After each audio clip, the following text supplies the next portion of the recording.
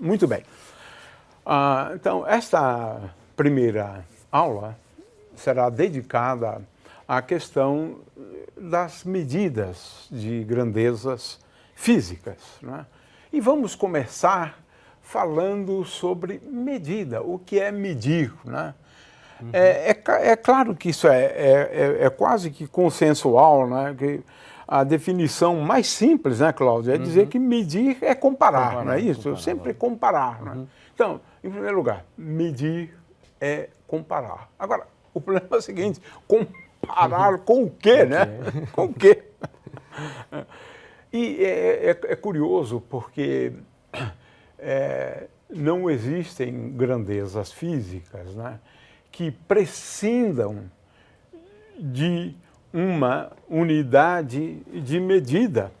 Eu não conheço, né, Cláudio, que nem você todas têm alguma unidade de medida, né? Então, comparar com o quê, né? Com uma unidade de medida. A gente vai voltar a esse assunto, né, Cláudio, mais sobre a questão das unidades de medida, né, e depois o processo. Então, o Cláudio daqui a pouco assume né, essa questão de comparar, né, vai fazer aqui algumas comparações, né. Agora, é importante também entender que existem medidas diretas, né, na qual eu pego um instrumento de medida, né, e meço, comparo com o objeto, né. E medidas também indiretas. A gente faz muito uso de medidas indiretas, né? Na astronomia, por exemplo, né? Para medir distâncias, às vezes você mede, na verdade, um ângulo, né? Um ângulo.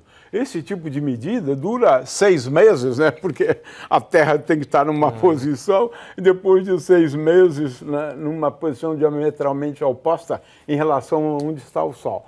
Então, você veja que tem processos de medida muito complicados, né, que demoram muito tempo, às vezes são imediato praticamente, né, o processo de medida, né. Então, eu queria chamar a atenção, né, para esses dois aspectos, né. Com respeito a unidades de medida, né, nós temos unidades não padronizadas, né, o palmo, por exemplo, né, e unidades que são padronizadas, né? Então, vamos lá, Cláudio, eu acho que vamos começar, então, e você agora assume, né, essa questão de medidas, de comparação, e depois nós vamos voltar à questão das unidades de medida para terminar a aula, para encerrar a aula. Ok. Bom, por exemplo, Gil, a gente pode comparar, por exemplo, a sua altura. A sua altura a gente pode usar, por exemplo, uma régua com 1 metro. Né? Podemos usar o metro como um padrão. O metro, né, nós vamos ver mais tarde, ele é um padrão internacional e que ele é uma medida, uma unidade que você pode reproduzir em qualquer laboratório. Então, o metro você pode definir em qualquer lugar do mundo. Qualquer laboratório que tenha um laser, porque é usado a partir da velocidade da luz. Então, você pode reproduzir o metro em qualquer parte, em qualquer laboratório no mundo. Então, aqui eu tenho, por exemplo, padrão 1 metro. Lógico que não tenha a precisão necessária, mas, por exemplo, eu quero saber a sua altura. Então, eu posso comparar a sua altura com esse padrão que eu tenho, que seria a minha unidade. Então, aqui, até aqui mais ou menos, teria 1 metro, né? E daqui até aqui, um pouco mais da metade do outro metro. Então, menos de 2 metros, mais de 1 metro, mais a metade desse metro. Então, digamos 1,80 m por aí, 1,70 m, 80. Agora, se eu quiser uma precisão maior, eu posso dividir esta régua em 10 pedaços menores. Aí eu tenho o 1/10 de metro, ou seja, decímetro. Então, cada uma dessas partes equivale a 1 decímetro.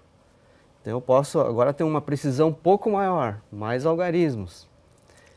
Ou eu posso dividir em 100 pedaços menores. Então, cada pedaço seria centímetro, 1/100º de metro. Ou melhor ainda, em 1000 pedaços menores. Então, cada risquinho desse equivale a 1 milésimo de metro, É um metro dividido em 1000 pedaços menores. Então, a gente chamamos de milímetro.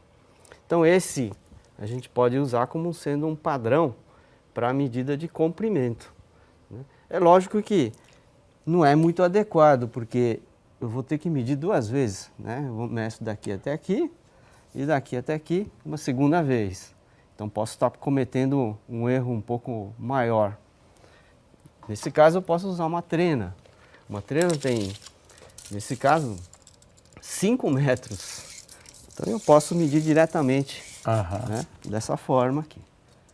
Então, você pode diminuir o erro fazendo menos medições.